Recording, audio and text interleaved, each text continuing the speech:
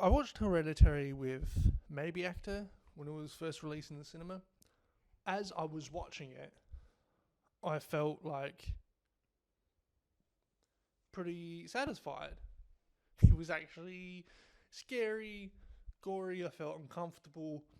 It was realistic for the most part. There was one part that's pretty funny. And then around the third act, we got about 3/4 of the way through the movie,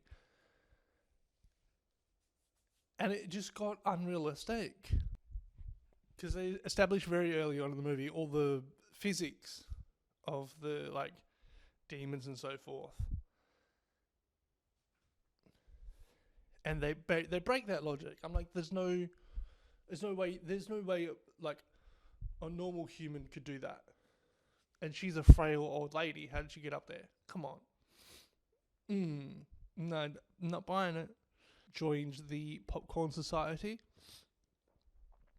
There's an Instagram group chat movie club. This week's movie is Hereditary. I'm going to go ahead and watch it, see if there's anything I missed the first time round. Maybe it's not as good or as bad as I originally gave it credit for. Yeah, so it turns out it was worse the second time round. The grandmother's dead. They go to her funeral. The mum does a eulogy. She's like, my mum was weird.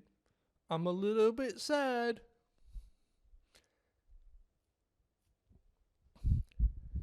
Then the family's trying to cope. And the son's kind of like, yeah, whatever. Like, it's sad, but I'm okay. Just gonna head to this barbecue. It's just a normal barbecue with no alcohol in it. And the mum's like, oh, you gotta take your sister. She's really weird. She needs help socializing. The framing was on point. Everything lines up beautifully. Even the panning and stuff. Cubby house is in the window of the real house. Signifies that that's more significant than the actual house they live in.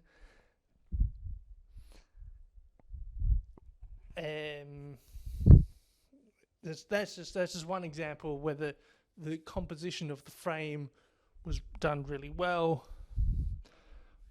All the cinematography seemed really intentional, as did the sound design. They leave a lot of room to breathe, which on the second viewing was really dull and boring. But when you watch it for the first time in the cinema, it's like, it builds the tension, right?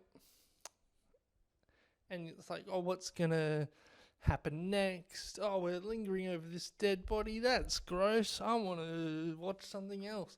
And it helps with the suspense and the tension. The cinematography is on point. It's beautiful, well accompanied with the sound design, and it's a terrifying time from start to finish.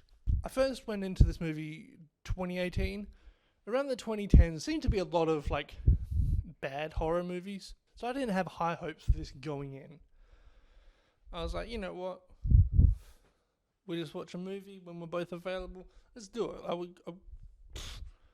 Let's go to the cinema. I'll give it a shot, right? I'm open-minded like that.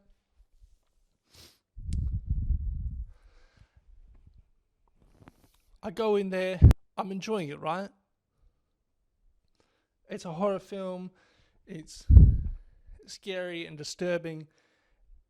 And I look past a lot of the flaws that I noticed this time round. In the last act of the movie, there's a lot of bodies. And some of them are symbolic. Some of them are real. Some of them are apparitions. Some of them are physical. And it's kind of hard to tell what's what. Like, from an audience perspective, there's no telltale sign of oh, well, that body is clearly dead because of XYZ. That you can't. This sort of mix and match, right? The mum was like in a crawling motion, but her body was basically floating in the air. I'm out. Alright, I'm out. It's very slow paced. We linger on shots, and it's just, I know what's going to happen. So when there's long pauses, I'm not like on the edge of my seat, all anticipating of like, whoa, what's going to happen next? I'm like thinking about how dumb the movie is. So the rewatch value is through the floor. Hereditary, like the cinematography and stuff was good. I got scared the first time round. That's something. The rewatch value is through the floor. That's why I'm putting Hereditary just above The Good Liar. Definitely worse than June 2. Fuck me.